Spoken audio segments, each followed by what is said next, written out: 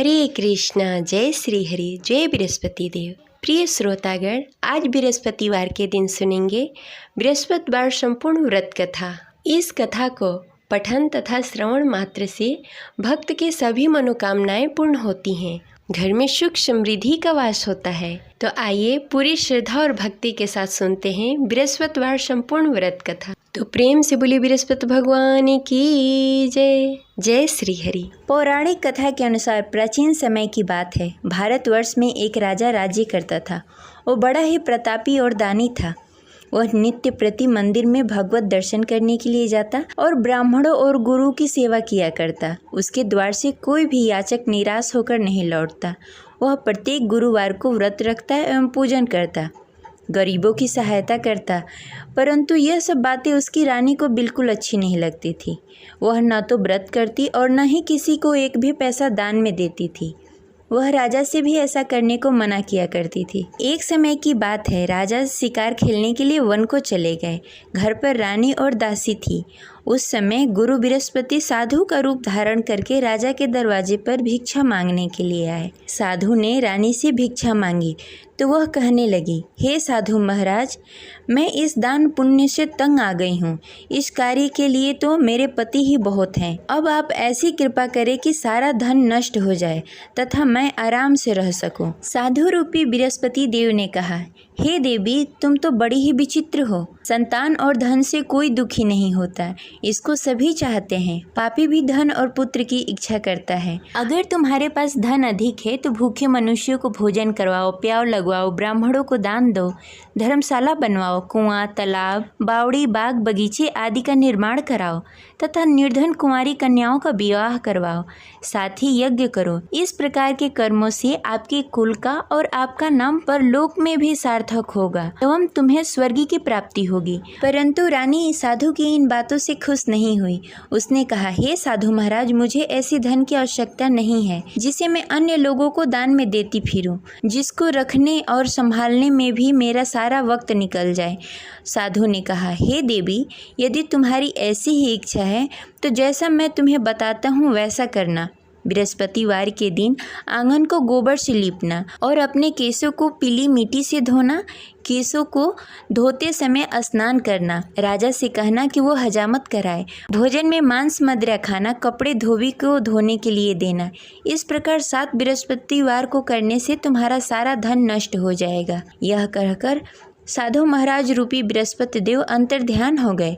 रानी ने साधु के कहने के अनुसार 7 बृहस्पतिवार तक वैसा ही करने का विचार किया। साधु के बताए हुए कार्य करते हुए केवल 3 ही बृहस्पतिवार बीते कि उसकी सारी संपत्ति नष्ट हो गई। भोजन के लिए भी 2 समय परिवार तरसने लगा तथा सांसारिक भोगों से दुखी रहने लगा। तब राजा रानी से कहने लगा कि हे रानी, तुम यहाँ पर रहो, मैं दूसरे देश जा रहा हूँ। क्योंकि यहाँ पर मुझे सभी मनुष्य जानते हैं, इसलिए मैं यहाँ कोई कार्य नहीं कर सकता।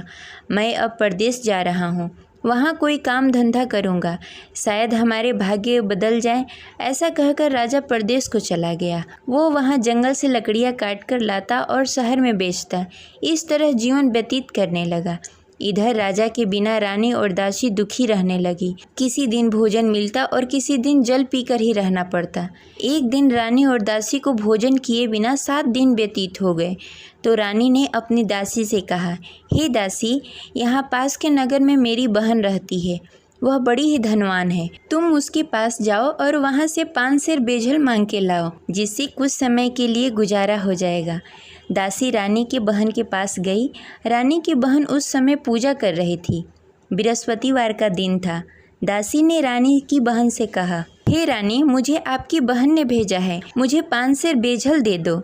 दासी ने यह बात अनेक बार कही, परंतु रानी की बहन ने कोई उत्तर नहीं दिया, क्योंकि वह उस समय बृहस्पतिवार का कथा सुन रही थी। जब दासी को रानी की बहन की कोई उत्तर नहीं मिला तो वह बहुत ही दुखी हुई। उसे क्रोध भी आया। वह लौटकर रानी से बोली, हे रानी, आपकी बहन बहुत ही घमंडी है। वह छोटे लोगों से बात नहीं करती। मैंने उससे कहा, उसने कोई उत्तर नहीं दिया। मैं वापस चली आई। रानी बोली, हे दासी, उसमें उसकी कोई गलती नहीं है। जब बुरे दिन आते हैं तब कोई असहारा नहीं देता। अच्छे बुरे का पता विपत्ति में ही लगता है। जो ईश्वर की इच्छा होगी वही होगा, यह सब हमारे भाग्य का दोष है। उधर रानी की बहन ने सोचा कि मेरी बहन की दासी आई हुई थी, परंतु मैं उससे नहीं बोली, इससे वह बहुत दुखी हुई होगी।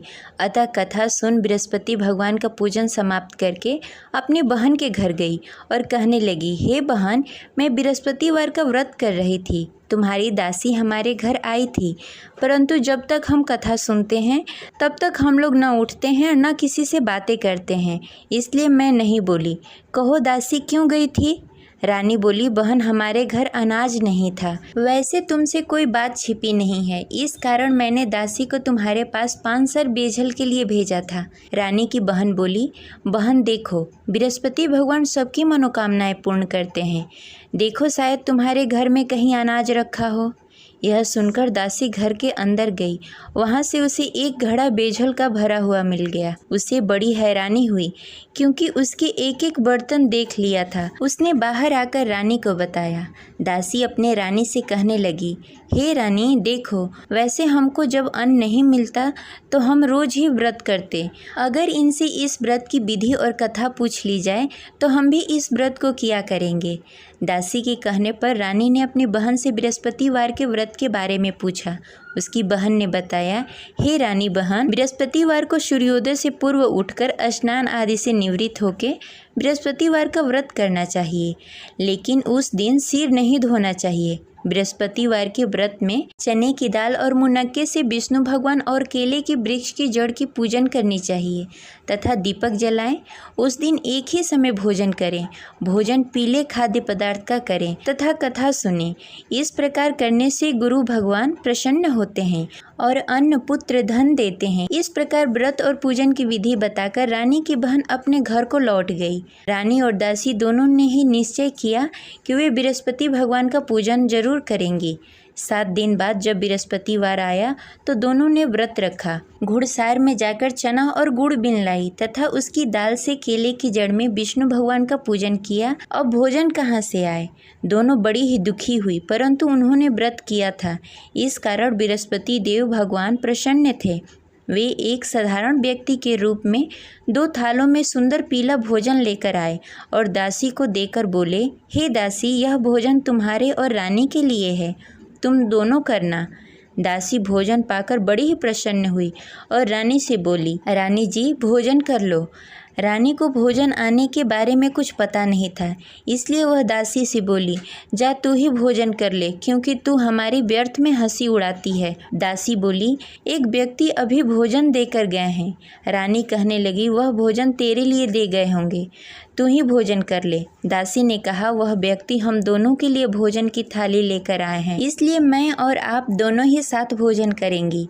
फिर दोनों ने गुरु भगवान का नमस्कार किया और भोजन प्रारंभ किया। उसके बाद से वे प्रत्येक बृहस्पतिवार को गुरु भगवान का व्रत और पूजन करने लगी। बृहस्पति भगवान की कृपा से उसके पास धन हो गया, परंतु रानी फिर पहले की तरह आलस्य करने लगी।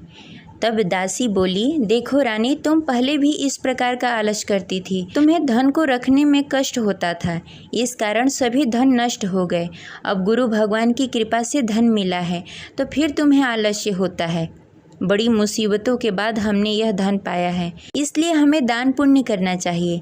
तुम भूखे मनुष्यों को भोजन कराओ, प्याव लगवाओ, ब्राह्मणों को दान दो, कुआं, तालाब, बावड़ी आदि का निर्माण कराओ, मंदिर पाठशाला बनवाओ, दान दो, कुंवारी कन्याओं का विवाह करवाओ। धन को शुभ कार्यों में खर्च करो, जिससे तुम्हारे कुल और यश बढ़े तथा स्वर्ग की प्राप्ति हो और पितृ प्रसन्न हो।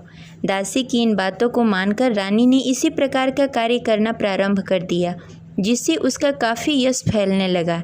एक दिन रानी और दासी आपस में विचार करने लगी, न जाने राजा किस दशा में होंगे, उनकी कोई खोज खबर नहीं है। गुरु भगवान से उन्होंने प्रार्थना की और भगवान ने रात्रि में राजा को स्वप्न में कहा, हे राजा, उठ, तेरी रानी तुझे याद करती है, अब अपने देश को लौट जा। राजा प्रातःकाल उठकर जंगल से लकड़ियाँ काटकर लाने के लिए जंगल की ओर चल पड़ा।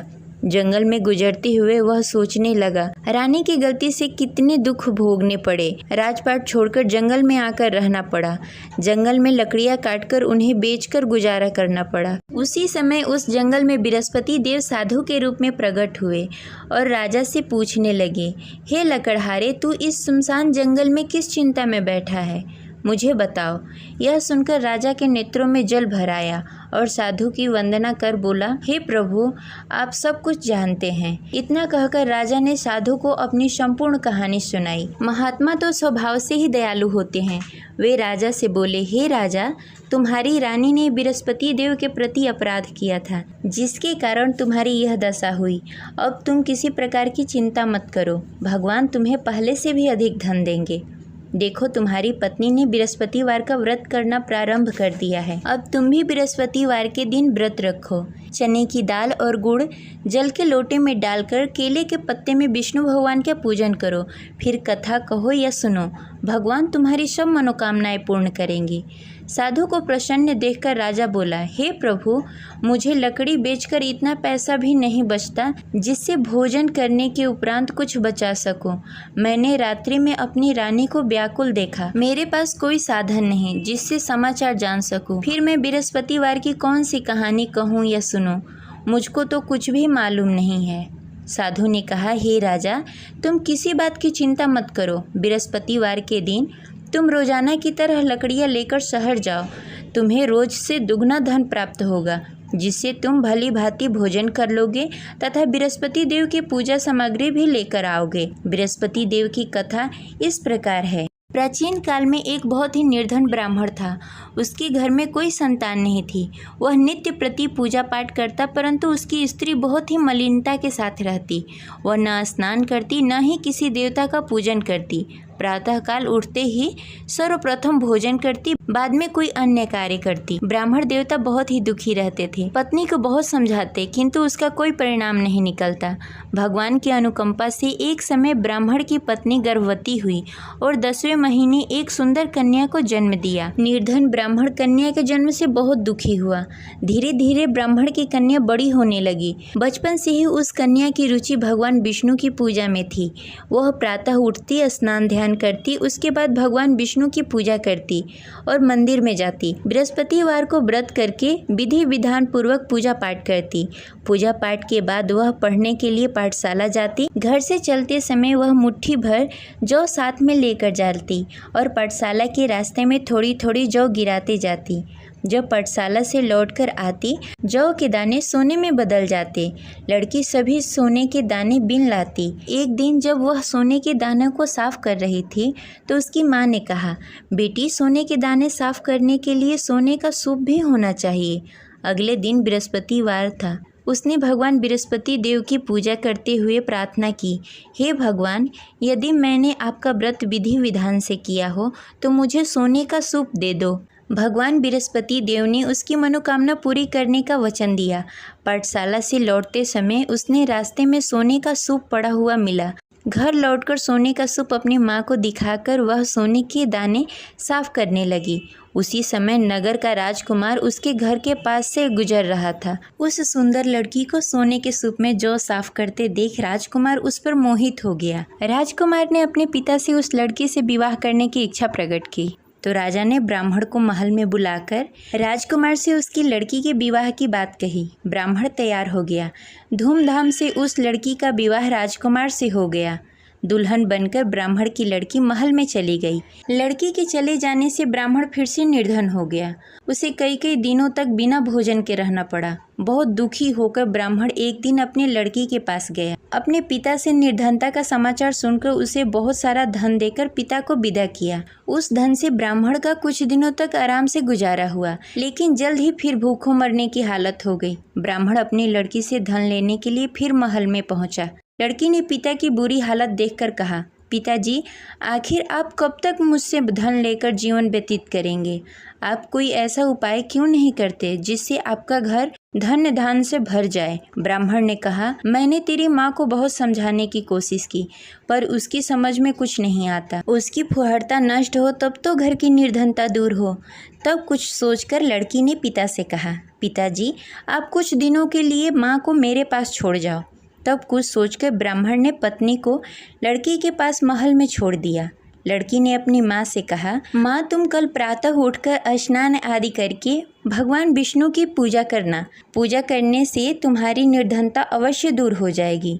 लेकिन उसकी माँ ने उसकी कोई बात नहीं मानी।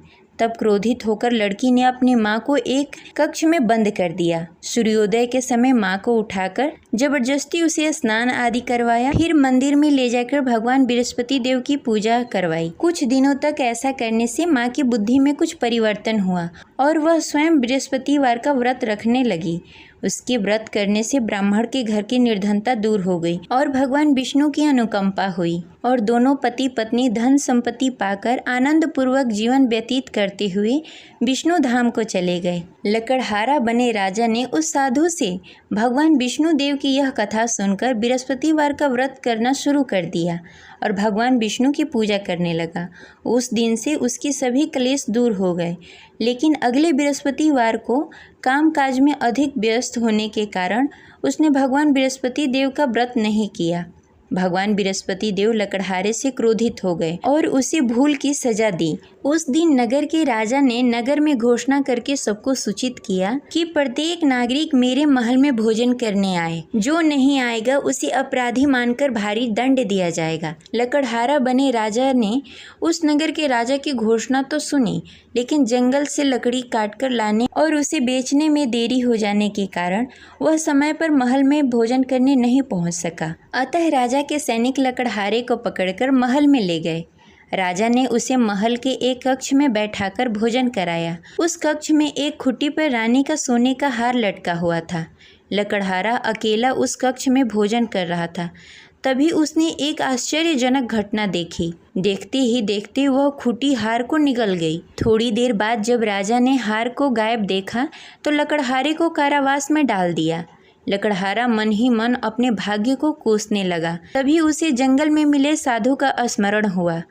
थोड़ी देर में भगवान बृहस्पति देव सन्यासी के रूप में उसके सामने प्रकट हुए और कहा, हे लकड़हारे, तूने भगवान बृहस्पति देव की पूजा नहीं की, इसी कारण तुम्हें कष्ट हो रहा है। लेकिन अब चिंता मत करो, बृहस्पतिवार के दिन कारागार के दरवाजे पर तुम्हें कुछ पैसे पड़े हुए मिलेंगे। उन पैसों से भगवान बृहस्पति देव का व्रत करके उनकी पूजा करोगे तो तुम्हारे सारे दुख दूर हो जाएंगे। फिर बृहस्पतिवार के दिन दरवाजे पर पड़े पैसे राजा को मिले, जिससे उसने चने की दाल, गुड़, मुनक्का मंगाकर भगवान बृहस्पति देव की कथा कही और व्रत किया, जिससे भगवान बृहस्पति देव प्रसन्न होकर उस नगर के राजा को स्वप्न में लकड़हारे को मुक्त करने को कहा। सुबह राजा ने आकर अपने कक्ष में देखा कि खूंटी पर हार टंगा हुआ है।